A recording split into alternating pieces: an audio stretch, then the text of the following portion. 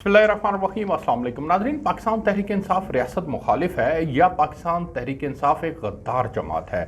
उनका IMF के साथ मुआहदे की खिलाफ वर्जी करना क्या इतना संगीन जुर्म है कि उस संगीन जुर्म को पाकिस्तान मुस्लिम लीग नून वाले रियासत मुखालिफ करार दे रहे हैं? इसके ऊपर आज के वीलॉग के अंदर बात करेंगे। और दूसरी अहम जिस टॉपिक पे बात करेंगे वो इमरान खान साहब को, जो आज इस्लामाबाद के चीफ जस्टिस अतर मिनुल्लाह साहब ने पैमरा का नोटिफिकेशन मुअत्तल करते हुए जो इजाज़त दी है कि उनकी तकरीर को आप लाइव दिखा सकते हैं, उसके अंदर जो रिमार्क्स दी हैं उन रिमार्क्स के ऊपर भी हम बात करेंगे। और तीसरी अहम चीज़ शहबाज गिल साहब की ज़मानत है। सबसे पहले मैं आपको बताता हूं कि शौकत तरीन साहब जो कि सेनेटर हैं पाकिस्तान तहरीक इंसाफ के, उन्होंने मोहसिन लगारी वज़ीर ख़जाना पंजाब के साथ और वज़ीर ख़जाना KP के तैमूर सलीम झगड़ा के साथ गुफ्तगू क्या की है और उसके कॉन्टेक्स्ट को जो मुस्लिम लीग नून ले रही है कि ये रियासत मुखालिफ है, क्या उसको रियासत मुखालिफ समझा जा सकता है या नहीं, और क्या पाकिस्तान की एक सबसे बड़ी पॉलिटिकल पार्टी को ये इख्तियार हासिल है कि वो जो हुकूमत है वो अगर किसी और के साथ कोई मुआहदा करे तो उसके ऊपर वो कमेंट कर सके, क्रिटिसाइज़ कर सके। इसको आज हम देखने की कोशिश करेंगे। सबसे पहले मैं आपको बताता हूँ कि शौकत तरीन साहब ने जो मोहसिन लगारी साहब से बात की और उसमें फिर जो IMF को 750 अरब देने की कमिटमेंट दी है, उसके ऊपर उन्होंने क्या कहा और उसके ऊपर फिर मोहसिन लगारी साहब ने क्या कहा। गुफ्तगू ये है कि ये जो IMF को 750 अरब की कमिटमेंट दी है, आप सब ने साइन किया है। अब आपने कहना है कि हमने जो कमिटमेंट दी थी वो सैलाब से पहले थी, सैलाब की वजह से हमें बहुत पैसा खर्च करना पड़ेगा। शौकत तरीन ने पंजाब के वज़ीर ख़जाना से मज़ीद कहा कि आप इन्हें लिख दें कि अब हम ये कमिटमेंट पूरी नहीं कर पाएंगे, यही लिखना है आपने और कुछ नहीं करना, फिर हम इसको IMF के नुमाइंदों को भी रिलीज़ कर देंगे। तीसरी बात जो उन्होंने कही कि हम ऐसा सीन करेंगे कि ये नज़र ना आए कि हम रियासत को नुकसान पहुंचा रहे हैं।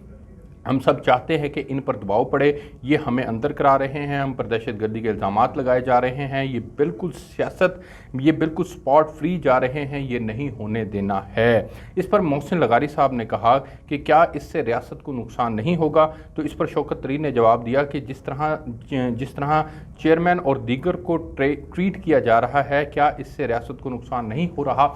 अब ये गुफ्तगू है जो कि मोहसिन लगारी साहब के साथ शौकत तरीन साहब ने की है।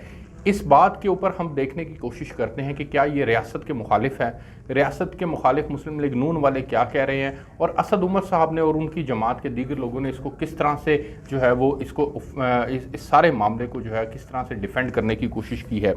असद उमर साहब ने कहा कि नून लीग जब अपोजिशन में थी तो इससे फैटफ कवानीन पर हमारी मुखालफत की थी।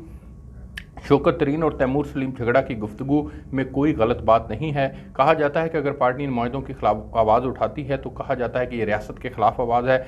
PDM ने इन मुआहदों के बारे में क्या क्या नहीं कहा और इनकी वजह से हम ब्लैक लिस्ट में गए।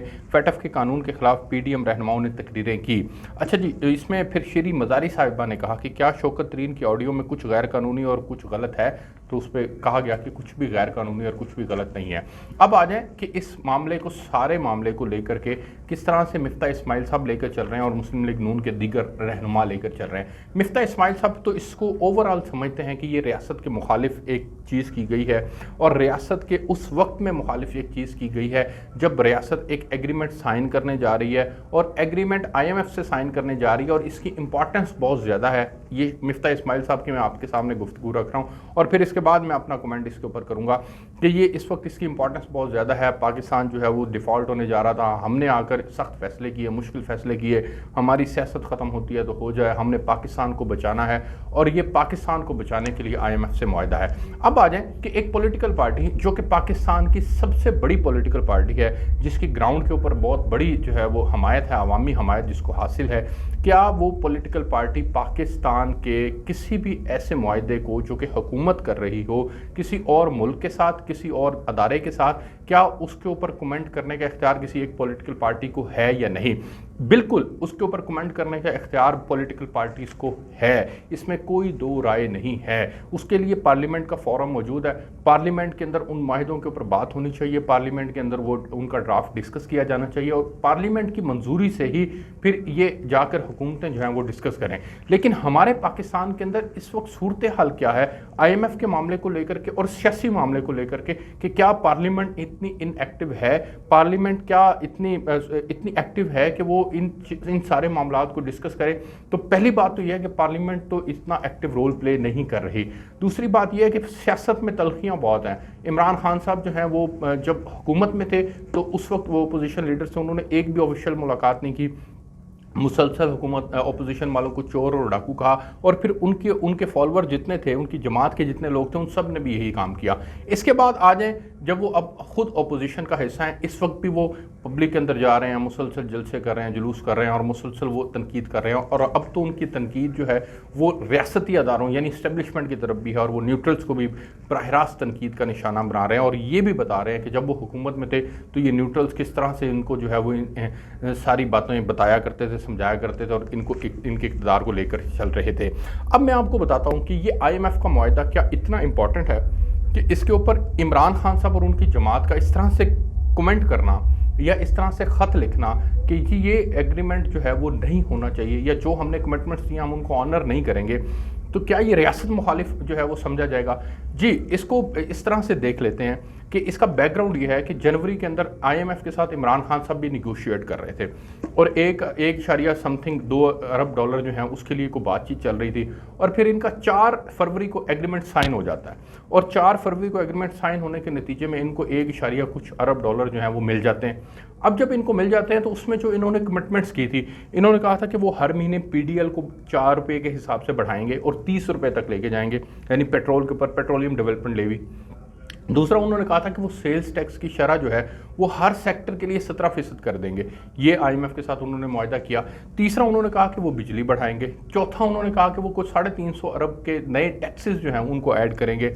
اور اسی طرح سے ہر سیکٹر کے اعتبار سے انہوں نے ایک ایگریمنٹ کیا, اور ایگریمنٹ کے اندر انہوں نے یہ باتیں آنر کر لی کہ جی ریاست پاکستان کا نمائندہ حکومت نے یہ IMF کے ساتھ جو ہے وہ معاہدہ کر لیا.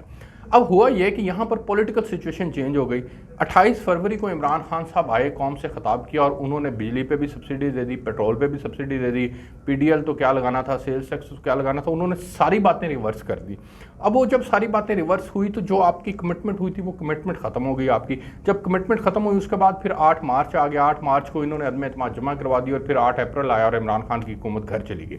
اب ہوا یہ کہ جب حکومت گھر چلی گئی تو پھر جو نئی حکومت آئی تھی, پہلے تو 1.5 ماہ وہ اسی گو مگو کی کیفیت میں رہے کہ انہوں نے اقتدار میں رہنا ہے یا اقتدار سے چلے جانا ہے. عمران خان کا جو تمام پھیلایا ہوا گند ہے اس کا بوجھ وہ اپنے کندھوں پر کیوں لیں, اور وہ ان کو سیاست میں سوٹ نہیں کرتا, اس لیے وہ جو ہیں وہ اقتدار سے الگ ہو جائیں گے. لیکن پھر ایٹ دا اینڈ وہ بیٹھے, انہوں نے فیصلہ کیا اور ان کا جی ہم نے اقتدار کے اندر رہنا ہے, اور ہم نے ہی اس ملک کو, اگر ہماری سیاست جاتی ہے تو جو ہے ہمیں اس سے پرواہ نہیں ہے, ہم نے اس ملک کو آگے لے کے چلنا ہے. اب عمران خان صاحب جو ایگریمنٹ کر کے گئے تھے, پھر یہ دوبارہ سے انہوں نے نیگوسیشنز شروع کی IMF کے ساتھ اور بات چیت کو آگے بڑھایا, اور فائنلی اس سٹیج کے اوپر پہنچے کہ انہوں نے کہا کہ اچھا پھر آپ کچھ اقدامات کریں.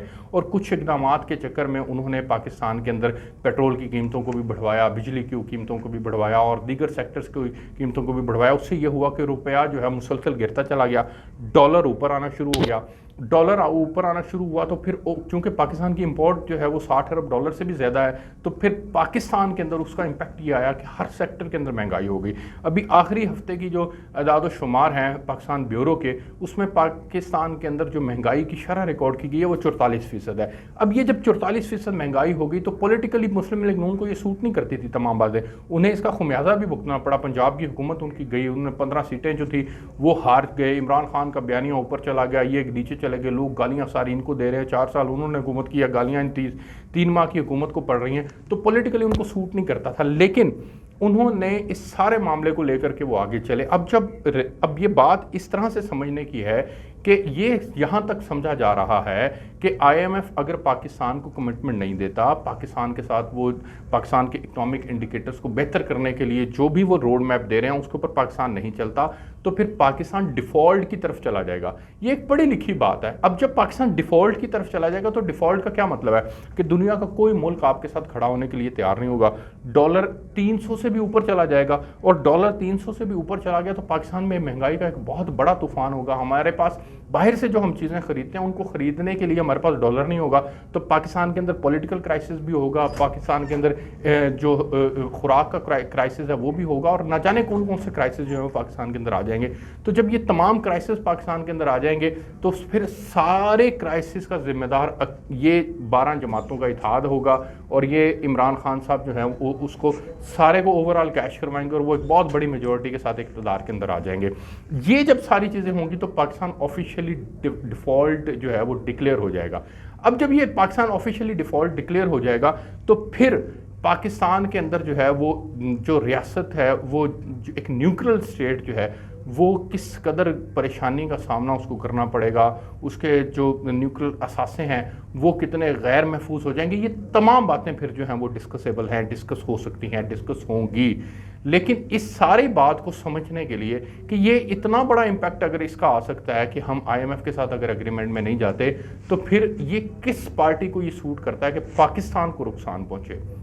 जिस तरह मोहसिन लगारी ने भी कहा कि सर इससे रियासत को नुकसान नहीं होगा, तो उन्होंने कहा जी रियासत को नुकसान होता रहे, हमें क्या, ये जो हमारे साथ कर रहे हैं। तो आप इस बात को, ये पढ़ी लिखी बात, इस बात को समझें कि पाकिस्तान के अंदर सियासत ज़रूरी है या पाकिस्तान को बचाना ज़रूरी है। जब आप एग्रीमेंट में चले जाएंगे, भले वो $1 अरब डॉलर या $2 अरब आपको मिलने हैं, $1.70 अरब आपको मिलने हैं, तो वो $1.70 अरब का मतलब ये है कि आपको तमाम ममालिक से, सऊदी अरब से, UAE से, कतर से, आपको जो है वो टर्की से और इन ममालिक से भी आपको पैसे मिलेंगे। आपको पैसे मिलेंगे, डॉलर आपका नीचे आएगा, रुपया आपका बेहतर होगा, महंगाई की शरह कम होगी, पाकिस्तान के ओवरऑल इकनॉमिक इंडिकेटर्स बेहतर होंगे तो वो क्रेडिट PMLN का जाएगा, PMLN का जाएगा, वो PTI को सूट नहीं करेगा। तो ये जब PMLN का क्रेडिट बनेगा और PTI को सूट नहीं करेगा तो PTI तो कहती है कि फिर हम तो अपनी सियासत बचाएंगे, हमें रियासत से क्या कर। और भाई इनको ये समझना चाहिए कि रियासत होगी तो सियासत होगी, अगर रियासत नहीं होगी तो फिर सियासत नहीं होगी। ये मेरे PTI के दोस्तों को ज़रूर इस बात को समझना चाहिए। बाकी जो अतर मिनुल्ला साहब ने आज कहा वो बड़ा इंपॉर्टेंट है। अतर मिनुल्ला साहब ने कहा कि पाकिस्तान के अंदर ऐसी बहसें होनी चाहिए जो इमरान खान साहब, यानी जो इमरान खान साहब बात कर रहे हैं, उन्होंने कहा कि जितनी सियासी बहस होगी इस मुल्क के लिए इतना ही बेहतर है। और उन्होंने फिर उनका जो नोटिफिकेशन था वो भी मअतल कर दिया और कहा कि जनाब ये पैमरा ने अपने ही रूल्स के जो है वो खिलाफ किया है, तो डिलेइंग मशीन लगानी चाहिए थी। ये वो तो कहने का मकसद ये है कि इमरान खान तो फिर गुफ्तगू कर रहे हैं इस्टेब्लिशमेंट के खिलाफ, इमरान खान तो गुफ्तगू कर रहे हैं न्यूट्रल्स के खिलाफ। तो क्या चीफ जस्टिस अतर मिनुल्ला साहब भी ऐसी ही सोच रखते हैं कि ये इस तरह की बहसें, इस तरह की गुफ्तगू ऑन एयर होनी चाहिए, कोई हर्ज नहीं है इसमें? ये एक सवाल है जो मैं छोड़ के जा रहा हूँ। तीसरा, शहबाज गिल साहब की माफ़ी के इम्कानात बढ़ गए हैं, उनकी ज़मानत मंजूर हो सकती है क्योंकि वो खुद भी ये समझ गए हैं कि उनसे गलती हो गई है। अगर वो माफ़ीनामा जमा करवा देते हैं तो यकीनन जो है वो हालात उनके लिए बेहतर हो जाएंगे। मैं आपको यहाँ से रिपोर्ट कर रहा था, और भी चीज़ें हैं जो आपके साथ शेयर करते रहेंगे, हमारे साथ।